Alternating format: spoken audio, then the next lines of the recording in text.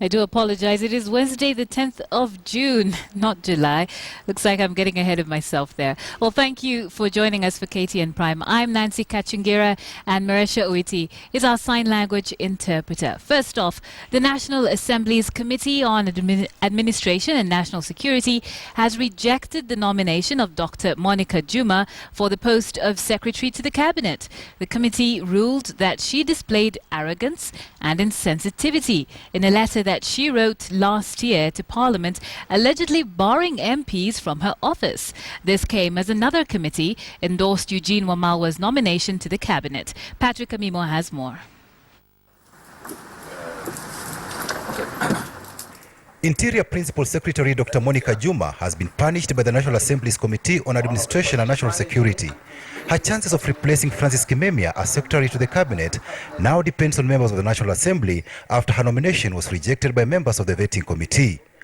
On Tuesday, Monica found herself in a tight corner as the vetting committee fired salvos at her over a letter she wrote to the two clerks of Parliament last August, complaining about frequent visits by MPs to her office. In the letter, Monica accused MPs and senators of visiting her office, requesting to have field administrative officers as well as uniformed officers appointed, transferred or retained in specific stations. Monica warned that ordering such favors would be in breach of the Civil Service Code of Regulations. For me, it's very important whether it is true that you actually wrote to the Speaker saying that you don't want MPs to visit your office. In this letter, nowhere do I say don't come to the office. The letter and the spirit of what she wrote is okay. My only problem is the examples that she cited in that letter. They look negative. How else do you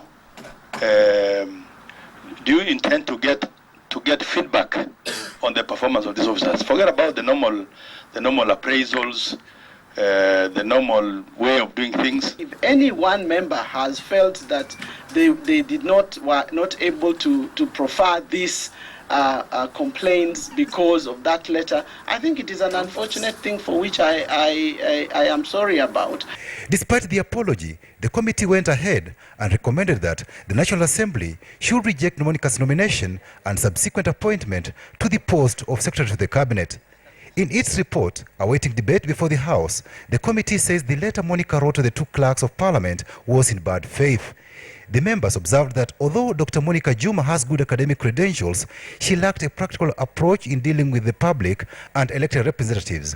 Monica's letter rejecting MPs' favors appears to have outraged members who concluded that she displayed arrogance and insensitivity to the needs and concerns of the public and their elected leaders. That was the first letter since independence that is written to a clerk by her PS, and it was not in good faith.